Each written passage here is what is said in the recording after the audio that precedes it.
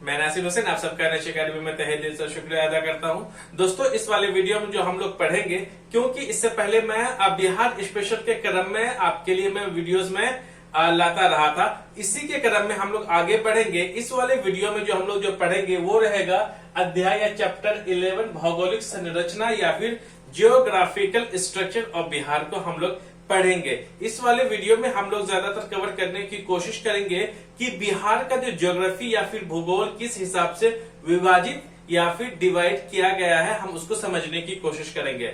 जब हम लोग इसको समझेंगे, इसी के बाद हम लोग बिहार की मिट्टी, बिहार की जलवायु और बिहार का क्लाइमेट को हम लोग एक बेहतर रूप से हम लोग समझ पाएंगे। चलिए अब हम लोग यहाँ से आगे बढ़ते हैं।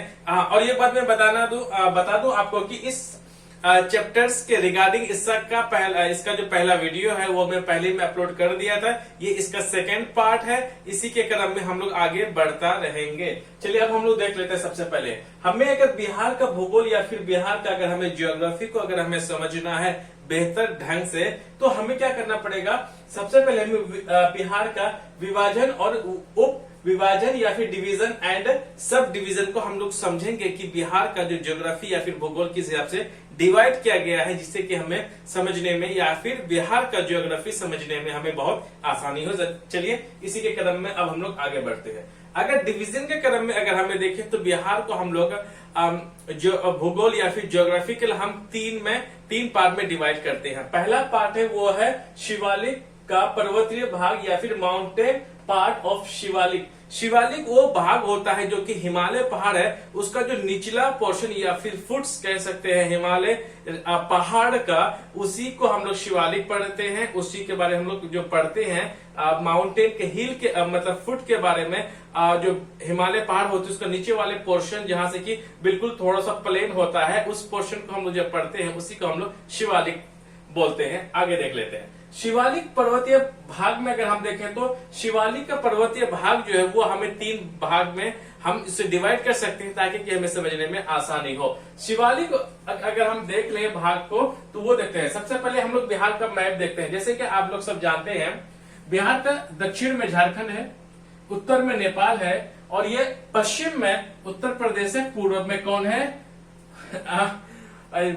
यह है ममता दीदी, मतलब पश्चिम बंगाल है। चलिए यूपी में कौन है, बुलडोजर बाबा है। आ रही बात समझ में। चलिए ये रहा बिहार का पोर्शन। अगर हम लोग देखें तो खासकर स्पेशली इस भाग में क्या है कि हिमालय जो पर्वत है उन्हीं का रेंज इस साइड में पाया जाता है, हम लोग उसको समझते हैं। सबसे पहले हम लोग अगर शिवालिक अगर पर्वतीय भाग में देखें पहला पार्ट, तो हम लोग तो वो रामनगर का दून देखते हैं। रामनगर का दून जो है इस हिस्से में पाया जाता है वेस्ट चंपारण में। इस बात में अगर देखें तो इस भाग में यहीं पे रामनगर दून है। इससे रिलेटेड जो आपके बीपीएससी में सीडीपीओ हो या फिर बिहार से रिलेटेड जो सवाल आते हैं, इनसे पूछा जाता है। रामनगर दून के बारे में अगर पढ़े तो इसमें जो पहाड़ियां होती है वो छोटी छोटी पहाड़ियों का क्रम है या फिर sequence of the small hills. और इस पहाड़ियों की जो ऑन एवरेज जो हाइट है वो लगभग इसमें कितना है, 240 मीटर का हाईएस्ट पिक या फिर पहाड़, छोटे छोटे पहाड़ है, उसकी ऊंचाई ऑन एवरेज जो है 240 मीटर पाया जाता है। अगर मैं स्क्वायर की अगर मैं बात करूं कितना एरिया है रामनगर दून में, वो है 932 वर्ग किलोमीटर या फिर 932 स्क्वायर किलोमीटर का ये एरिया पाया जाता है रामनगर दून का। बिहार के इस कोने में पाया जाता है ये वाला इलाका। उसके बाद अगर मैं बात कर लूं तो इसके बाद शिवालिक का सेकेंड पार्ट तो वो रहेगा सोमेश्वर श्रेणी। ये हम लोगों ने शिवालिक को 3 पार्ट में डिवाइड कर दिया ताकि कि हम लोग ज्योग्राफिकल या फिर भूगोल को स्थिति को हम लोग बेहतर से समझ सकते हैं। चलिए इनसे अगर आपसे पूछा जाए कि रामनगर दून की जो पहाड़ियों की जो हाइट होती है कितनी होती है, तो आपको 240 मीटर लगानी है। अगर एरिया पूछा जाए कि रामनगर दून की जो एरिया है ऑन एवरेज कितने एरिया में फैला हुआ, 932 में आपको टिक लगा देना है। तीसरा सवाल अगर आपसे पूछा जाएगी वहां पर रामनगर दून में किस तरह की पहाड़ियां पाई जाती है, तो छोटे छोटे पहाड़ियां पाई जाती हैं ऑन एवरेज 40 मीटर इसकी है। अब हम लोग देख लेते हैं शिवालिक वाले के, वो है दूसरा सोमेश्वर की श्रेणी या फिर सोमेश्वर की पहाड़ियां। सोमेश्वर की पहाड़ियां बिल्कुल इस साइड में है, ये सब के सब ऑलमोस्ट, क्योंकि ये हिमालय पर्वत से जुड़ा हुआ है इसीलिए इस जगह पर है, यहीं पर पाया जाता है। कौन सा? सोमेश्वर की श्रेणियां।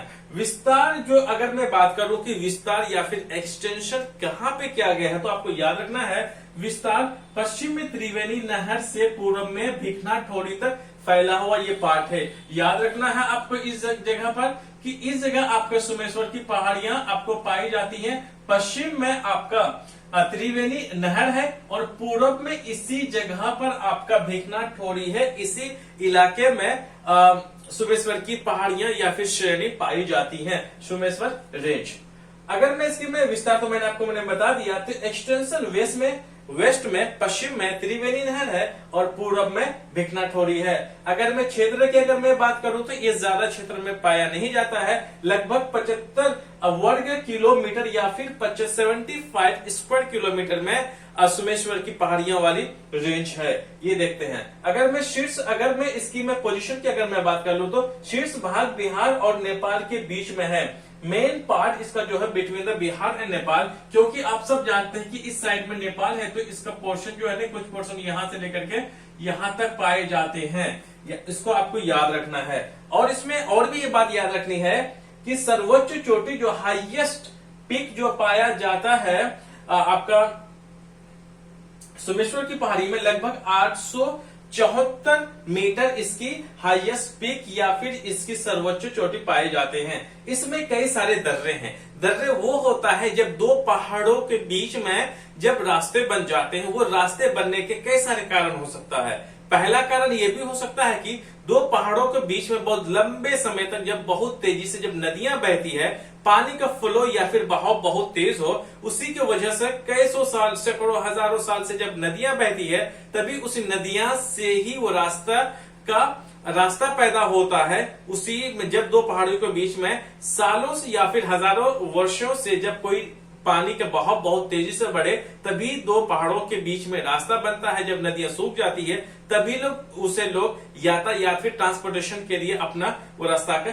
इस्तेमाल करते हैं। जरा ये देख लेते हैं यहाँ पर, क्योंकि देखिए सोमेश्वर की पहाड़ियां एक ऐसी पहाड़ियां हैं जहां की हिमालय पर्वत से बहुत सारी क्या है नदियां बहती हैं और जो स्लोप ज्यादा है, यहाँ पर स्लोप ज्यादा रहने की वजह से पानी का फ्लो ज्यादा होता है। इसीलिए सोमेश्वर की पहाड़ियों में बहुत सारे रास्ते बने हैं, जो कि चाइना हो गया, नेपाल हो गया, तिब्बत और भारत के बीच का जो रास्ता कई सारे यहाँ पर बना हुआ है। चलिए हम लोग इसमें तो एक तो अलग सी बात थी। अब हम लोग देख लेते हैं कि दर्रे या पास, मैंने बता दिया दर्रा या पास हम उसे बोलते हैं जब दो पहाड़ों के बीच में जब रास्ता बन जाता हो। रास्ता बनने के कई सारे कारण हो सकता है। पहला दर्रा का नाम क्या है? सोमेश्वर। दूसरे अगर मैं दर्रे या पास की मैं बात करूं तो वो कौन सा है? भिखना ठोड़ी। जैसे आप जानते हैं कि सोमेश्वर और भिखना ठोड़ी के बारे में हमने तो थोड़ा बहुत जिक्र कर दिया।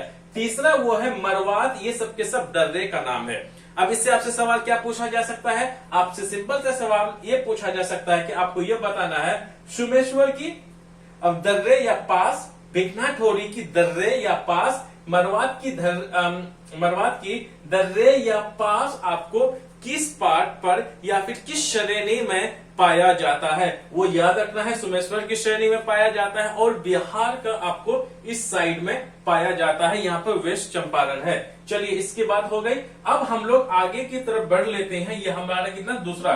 तीसरा अगर हम लोग शिवालिक का अगर हम तीसरा पार्ट अगर हम देखें, वो है दून घाटी या फिर दून वैली। दून वैली भी इन्हीं आपका रामनगर दून और सोमेश्वर की पहाड़ियों के बीच में ही ये दून वैली पाया जाता है। और इसको ही दून घाटी को हम लोग हरहा नदी की घाटी के भी नाम से जाना जा सकता है या फिर जाना जाता है। क्योंकि अगर आपसे पूछा जाए कि हरहा नदी की घाटी या फिर वैली ऑफ हरहा रिवर, कौन सा वैली को कहा जाता है? याद रखिएगा वो आपका दून घाटी को कहा जाता है। अगर मैं लंबाई की मैं बात करूं, दरअसल क्या होता है, लंबा होता है। ये वाला जो रेंज है ना वो लंबा रेंज है। लगभग इसकी जो लेंथ है 24 किलोमीटर या फिर 24 किलोमीटर इसकी लंबाई है। किसका? दून घाटी का। चलिए इनसे ज्यादा सवाल नहीं पूछा जाता है। अब हम इसको थोड़ा सा रिवाइज कर लेते हैं कि दून घाटी का जो कुछ सवाल उससे ये पूछा जा सकता है कि हरहा नदी की घाटी या फिर वैली ऑफ हरहा रिवर किसे बोलते हैं? दून घाटी को बोलते हैं। एक सवाल इससे पूछा जा सकता है। दूसरा सवाल क्रिएट ये भी हो सकता है कि इसकी लंबाई कितनी है? ऑन एवरेज 24 किलोमीटर इसकी क्या है? लंबाई है।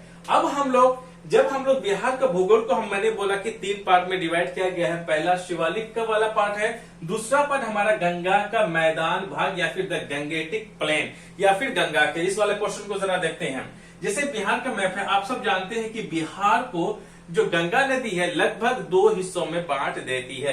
क्योंकि देखिए मैंने यहाँ पे स्ट्रेट बना दिया गंगा नदी को, लेकिन याद रखिएगा ये जो नदी है ना वो कौन सा है? गंगा नदी है। ये गंगा नदी है। ये इतनी सीधी नहीं है जितनी सीधी मैंने बनाई है, क्योंकि ये थोड़ी सी टेढ़ी मेढ़ी नदियां हैं, इसलिए थोड़ा सा हम लोग फॉर आवर स्टडी कन्वीनियंस या फिर हम आसानी पढ़ाई को आसानी करने के लिए हमने सीधे को गंगा नदी को हमने क्या कर दिया है? लगा दिया, मतलब बना दिया पूरे बिहार के बीच से। चलिए अब हम लोग जरा समझते हैं इसको। गंगा का मैदानी भाग मतलब गंगा का मतलब ये हो जाएगा, आप सब जानते हैं कि ये गंगा है तो इसके आसपास के रीजन ऐसे ऐसे लगभग दोनों साइड उत्तर और दक्षिण के साइड को ही हम लोग कहते हैं गंगेटिक प्लेन या फिर गंगा का मैदान। जरा देख लेते हैं।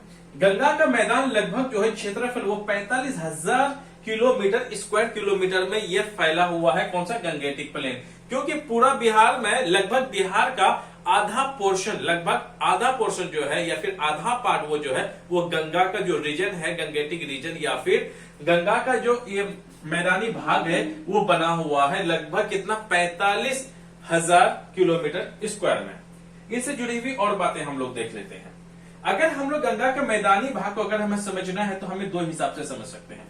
पहला उत्तर गंगा का मैदान। अगर हम लोग गंगा से ऊपर की तरफ जाएं तो हम लोग इसको क्या बोलेंगे? उत्तर गंगा का मैदान। अगर हम लोग नीचे की तरफ आए, झारखंड की तरफ आए तो हम लोग उसे बोलेंगे दक्षिण गंगा का मैदान। इस बात को याद रखिएगा। अब हम लोग आगे बढ़ जाते हैं। सबसे पहले अगर हम लोग देखें तो गंगा का मैदानी भाग को अगर हमें समझना है, जैसे मैंने बोला कि 2 पार्ट में हम लोग डिवाइड करेंगे। एक होता है उत्तर गंगा का मैदान या फिर नॉर्थ गंगेटिक प्लेन, दक्षिण का गंगा साउथ गंगेटिक प्लेन। अब हम लोग 1 बाय 1 को समझने की कोशिश करते हैं, जिससे कि आपके बीपीएससी या फिर सीडीपीओ में या फिर बिहार से जुड़ी हुई जितनी भी जो बिहार स्पेशल से जो सवाल आता है उन सबका यहाँ से राइज होना संभव है और ये पूछा भी जाता है। अब हम लोग देख लेते हैं उत्तर गंगा का मैदान। सबसे पहले हम लोग ऊपर वाले को देखते हैं। उत्तर गंगा का मैदान की अगर मैं बात करूं तो सबसे पहले ये सवाल बीपीएससी में या फिर सीडीपीओ में या फिर बिहार के स्पेशल में ये बात पूछा जाता है कि बिहार का जो उत्तर मैदान है किस लिए प्रसिद्ध है? याद रखिएगा ये प्रसिद्ध या फेमस बाढ़ के लिए है, फ्लड के लिए प्रसिद्ध है। क्यों है जरा हम इसको समझते हैं। आप सब जानते हैं कि इस साइड में हिमालय पहाड़, यहाँ से बहुत सारी नदियां बहती हैं। यहाँ इस हिस्से में बारिश भी सबसे ज्यादा होती है, वन या फिर फॉरेस्ट सबसे ज्यादा होता है। जरा हम इसको समझते हैं नदियों को। आप सब जानते हैं कि एक बिहार के जो सबसे पश्चिम और उत्तरी जो रिवर है वेस्ट और नॉर्थ वेस्ट को जो पहला रिवर है वो नदी का नाम है जिसका नाम घाघरा है। ये नदी सरयू उत्तर प्रदेश से बहते हुए बिहार में एंट्री करते हुए कहा गंगा नदी में मिल जाती है। उस नदी को हम लोग घाघरा नदी बोलते हैं। जिस घाघरा नदी के पूरब साइड में एक नदी है जिसको हम लोग गंडक नदी बोलते हैं, जो कि वेस्ट चंपारण से क्या होती है बहते हुए गंगा नदी में आके क्या हो जाती है विलीन हो जाती है या फिर यहाँ के सबमर्ज आके या फिर यहाँ पे आके मिल जाती है। इस गंडक नदी के बाद में और एक नदी इस साइड ऐसे करके गंगा में आके मिल जाती है, तो उस नदी को हम लोग बोलते हैं बूढ़ी गंडक नदी के बारे में हम लोग जानते हैं। अब अगर नॉर्थ बिहार या फिर उत्तर बिहार की हम बात करें तो कौन सी एक नदी, ये वाली कमला नदी, सॉरी ये बागमती है, ये वाली बागमती नदी है और ये वाली जो नदी है कमला नदी है और ये वाला सोरो ऑफ बिहार, बिहार का दुख मुसीबत जिसे हम कोशी नदी बोलते हैं। तो ये बागमती और कमला नदी जो है कहां पे कोशी नदी पे आके मिल जाती एक जगह, उसके बाद ये सारा पानी कहां चला जाता है, ये चला जाता है आपका गंगा में। उसके बाद अगर बिहार की अगर मैं नॉर्थ बिहार की सबसे पूर्वी नदी का नाम लूं, सबसे पूर्व साइड नॉर्थ बिहार का वो है महानंदा नदी। क्योंकि अगर नदियों के बारे में अगर हम देखें तो नॉर्थ बिहार की नदियां सबसे ज्यादा फेमस है। तो फिर हम लोग क्योंकि बिहार जो नदियों के बारे में हम लोग अगले वाले वीडियो में और बेहतर ढंग से समझने की कोशिश करेंगे। यहाँ पे मैं आपको बिहार का ज्योग्राफी थोड़ा सा समझाने की मैं कोशिश कर रहा हूँ। चलिए हम लोग देख लेते हैं यहाँ से जुड़ी हुई और बातें। तो याद रखना यह बात है कि इस नदियों में साल भर में लगभग पानी भरा हुआ रहता है, बारिशें ज्यादा होती हैं, जिसके वजह से याद रखना है कि कुछ पार्ट ये वाला थोड़ा सा जो पार्ट होता है इस पार्ट के कंपेयर में, या फिर ये कह सकते हैं ये भी बिहार का ये वाला पोर्शन थोड़ा ऊंचा है, गंगा से थोड़ा सा मिलने से पहले थोड़ा सा क्या हो जाता है, ऊंचा हो जाता है। इसका वजह है क्योंकि जब नदियां बहकर आती है पहाड़ों से तो अपने साथ में छोटे छोटे कंकड़, पत्थर, अवसाद, कई सारी चीजें लाती हैं जो कि गंगा से मिलने से पहले यहाँ थोड़ा सा ऊंचा हो जाता है, जिसके वजह से पानी इस वाले इलाके में रहता है, जिसके वजह से खेती वगैरह क्या होती है, ज्यादा होती है। और बाढ़ के लिए तो सबसे फेमस है, नुकसान भी सबसे ज्यादा होता है, किसकी वजह से, आपका कोसी नदी के वजह से। चलिए अब हम लोग थोड़ा सा हम लोग देख लेते हैं किसके, अब आगे देख लेते हैं। ये जो है, ये जो ए वाला जो है, ये वाली जो पार्ट है उत्तरी बिहार में जो नदियां हैं कई सारी दो आप बनाती है। दो का मतलब होता है, दो आप का मतलब होता है, उर्दू शब्द है, उर्दू अल्फाज है जिससे आप का मतलब होता है नदी। दो आप मतलब दो नदी के बीच के हिस्से को ही हम लोग दो आप कहते हैं। नॉर्थ बिहार में या फिर उत्तरी बिहार में कई सारे दो आप बनता है जो कि आपका एग्जाम में जो क्वेश्चन है आने की संभावना है। वो कौन कौन सा हम लोग देख लेते हैं। दो आप, पहला दो आप घाघरा और गंडक नदी के बीच में है। घाघरा आप जानते हैं ये वाला घाघरा है, और गंडक नदी के बीच में इस वाले हिस्से में दो आप पाया जाता है, इस वाले हिस्से में, याद रखना है आपको। दूसरा दो आप है, जरा हम लोग यहां देख लेते हैं। दूसरा दो आप है गंडक और कोसी के बीच में। गंडक और कोसी के बीच में कोसी के बीच में एक दो आप पाया जाता है, क्योंकि बागमती, कमला जो नदियां है, जो ये सब नदी उतना ज्यादा फेमस नहीं है, उसमें उतना ज्यादा पानी नहीं रहता है जितना पानी कोसी नदी और गंडक नदी में है। इसीलिए दूसरा वाला जो दो आप है गंडक और कौन सा है, कोसी गंडक, याद रही बात समझ में। और तीसरा दो आप जो पाया जाता है वो कोसी और महानंदा। कोसी नदी ये रही और महानंदा ये है, इनके बीच के ही इलाके को हम लोग बोलेंगे कोसी और महानंदा दो आप। अब हम लोग थोड़ा सा आगे की तरफ और बढ़ लेते हैं और समझने की कोशिश करते हैं। अब इसी अगर हम लोग देखें, फिलहाल अभी हम लोग कहा नॉर्थ बिहार की तरफ पढ़ रहे हैं, इसीलिए हमारा मेन फोकस अभी उसमें है। हम लोग दक्षिण बिहार में भी आएंगे भाई, दक्षिण बिहार वाला नाराज मत होइए, हम आपके बारे में भी बात करेंगे। चलिए जी, यहाँ देख लेते हैं नवीन जलोढ़ मिट्टियां। देखिए इस वाले जो नॉर्थ बिहार में यहाँ पर न्यू अल्यूवियल सॉइल्स पाए जाते हैं। नवीन जलोढ़ मिट्टी वो मिट्टियां होती है जो कि बारिशों में या फिर बाढ़ के टाइम में जो नई नई मिट्टियां या फिर फॉरेस्ट से, जंगलों से जब पानी बह के आता है तो अपने साथ में कई सारे जो मिनरल्स है वो लेकर के आते हैं, जो कि खेती करने के लिए सबसे अच्छा होता है। तो याद रखिएगा न्यू अल्यूवियल सॉइल है, इन्हीं वजह से खेती ज्यादा होती है, क्योंकि इस साइड में नदियां क्या ज्यादा नदियां हैं, जिसकी वजह से अब जब पहाड़ों से पानी आता है नीचे की तरफ तो अपने साथ में कई सारे जो मिनरल्स है वगैरह है वो लेकर के आते हैं, वो जिसके वजह से खेती के लिए क्या था, बेनिफिशियल होता है। इसीलिए दक्षिण बिहार के कंपेयर में उत्तर बिहार में खेती ज्यादा होती है। अब हम लोग इनसे जुड़े हुए सवाल को और बेहतर ढंग से समझने की कोशिश करते हैं। देख लेते हैं दक्षिण बिहार का मैदान। अब थोड़ा सा हम लोग नॉर्थ बिहार या फिर उत्तर बिहार के मैदान के बारे में जरा हम ये भी समझते हैं। जैसे कि पहले मैंने अभी आपसे कहा था कि जो कि इस साइड से जो नदियां बहती है इस जगह पे के थोड़े बहुत छोटे मोटे कंकड़ और पत्थर जमा हो जाता है। इन्हीं के वजह से खास के स्पेशली कौन, कोसी नदी जब इस जगह पर तब थोड़े वो पत्थर वगैरह क्या होता है जमा हो जाता है, तो उन्हीं की वजह से ये नदियां क्या होती अपने रास्ते क्या कर लेते हैं, बदल जाते हैं। इसमें और एक बात भी आपको याद ऐड कर लेना यहाँ पर कि नॉर्थ बिहार की जो नदियां होती है सबसे ज्यादा अपने रास्ते बदलने वाली होती है, क्योंकि वो इसलिए अपने रास्ता बदल देती है क्योंकि यहाँ पर बहुत सारे छोटे बहुत कंकड़ वगैरह इधर से बहती नदियां आकर के थोड़े बहुत कंकड़ वगैरह जमा हो जाते हैं, जिसके वजह से पानी फ्लो होने का, आगे बढ़ने का जो रास्ता नहीं होता, इसलिए नदियां कभी इधर उधर करके फैल जाती है। सो गाइस आपको याद ये रखना कि जो आपका कौन, कोसी नदी है बिहार का, उत्तरी बिहार का सबसे ज्यादा अपने रास्ता बदलने के लिए फेमस माना जाता है। इस बात को आपको याद रखना है। अब आ जाते हैं हम लोग दक्षिण गंगा का मैदान या फिर साउथ गैंगेटिक प्लेन के बारे में हम जान लेते हैं। चलो मैप में देख लेते हैं कि गंगा का अगर हम लोग कौन सा दक्षिण साइड को अगर देखें, हम साउथ साइड को देखें, तो इसमें कई सारी नदियां बहती है। जैसे एक नदी इस साइड में है, ये यूपी से ऐसे निकलती ऐसे करके कहा गंगा में आकर के विलीन हो जाती है, मिल जाती है, उसको हम कर्मनाशा नदी बोलते हैं।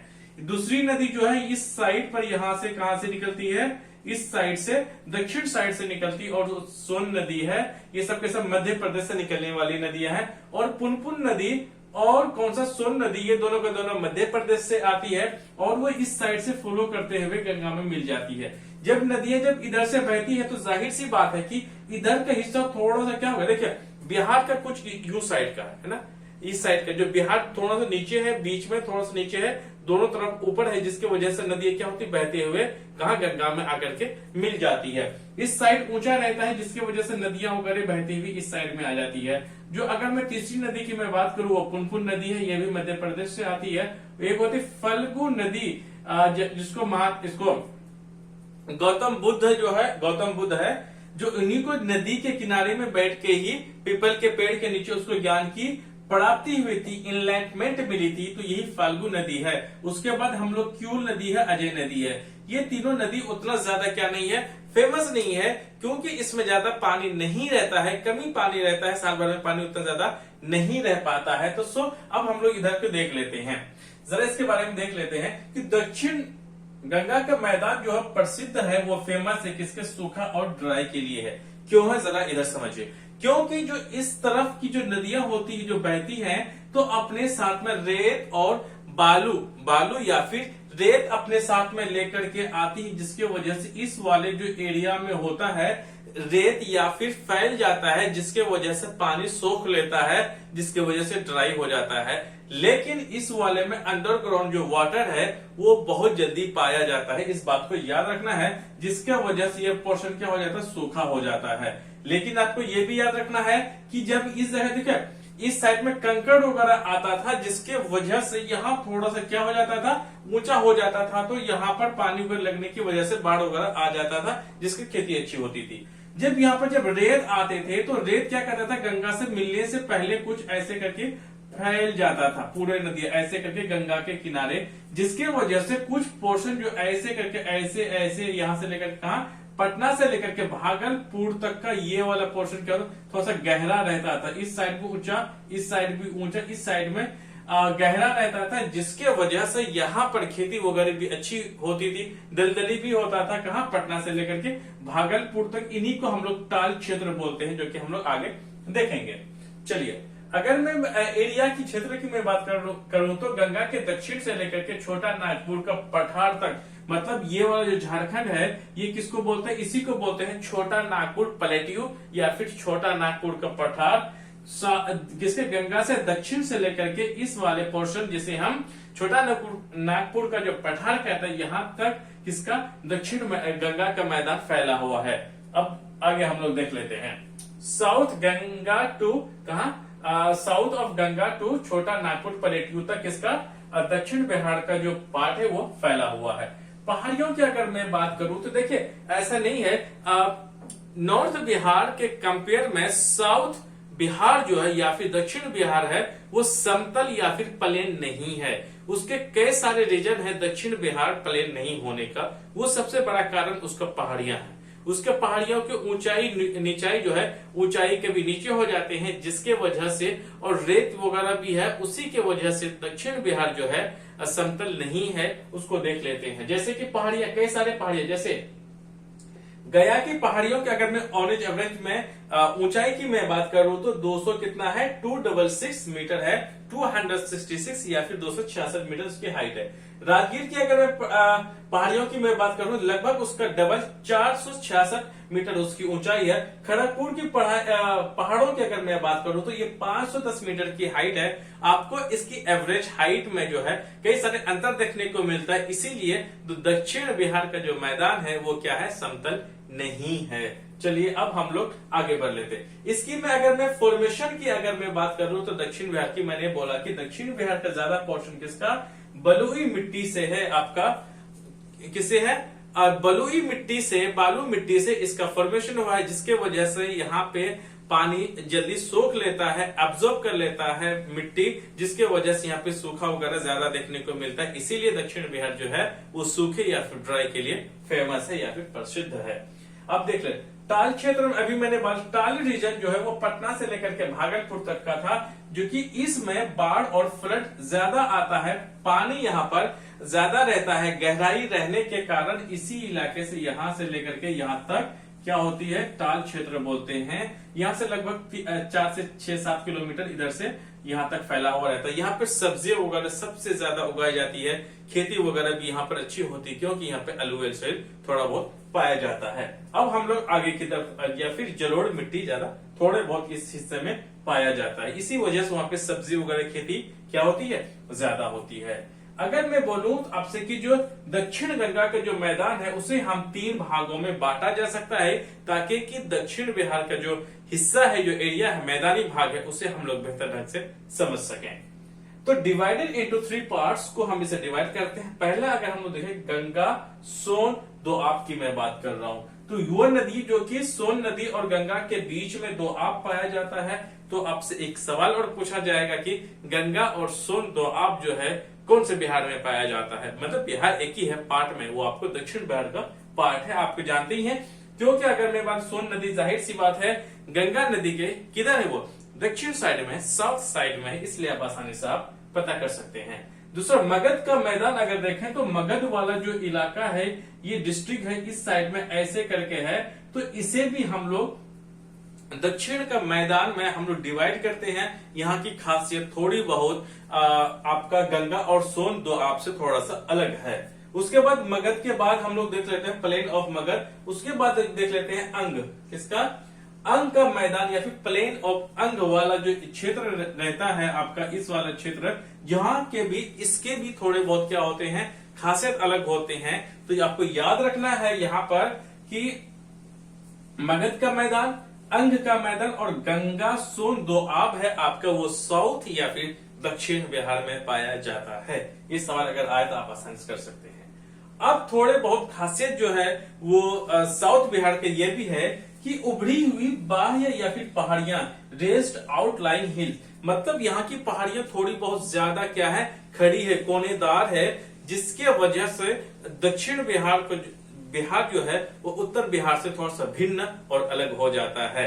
इसी वजह से इस पहाड़ियों के रेंज में जो आता है, जैसे राजगीर का हो गया, बरार जो पहाड़ियां हैं, खड़गपुर की पहाड़ियां, ये सब के सब जो है वो आउटलाइन हिल्स या फिर बाह्य पहाड़ियों के कैटेगरी में आता है। और साथ में जो राजमहल की जो पहाड़ियां हैं, जो इस झारखंड से जो जुड़ी हुई जो पहाड़ियां हैं, और साथ में दक्षिण पश्चिम में जो कैमूर वाले जो हिस्से हैं, इस वाले कैमूर वाला जो पहाड़ियां हैं और राजमहल की जो ये जो पहाड़ियां हैं, ये सब के सब किसमें, आउटलाइन हिल्स या फिर बाह्य पहाड़ियों के कैटेगरी में आता है। यहाँ सवाल आपसे ये भी पूछा जा सकता है कि इन पहाड़ों का नाम दे देगा, राजगीर, बरार, खड़गपुर, इन सब जो पहाड़ है, और साथ में राजमहल की पहाड़ियां, और दक्षिण पश्चिम में कैमूर की भी जो पहाड़ियां, वो सब के सब बाह्य पहाड़ियां या फिर आउटलाइन हिल्स के कैटेगरी में आता है। सो गाइस, मैंने एक छोटा सा मैंने यहाँ पे जानकारी देने की मैंने कोशिश की, जिसके जरिए से आप लोग एग्जाम में बेहतर कर सकते हैं।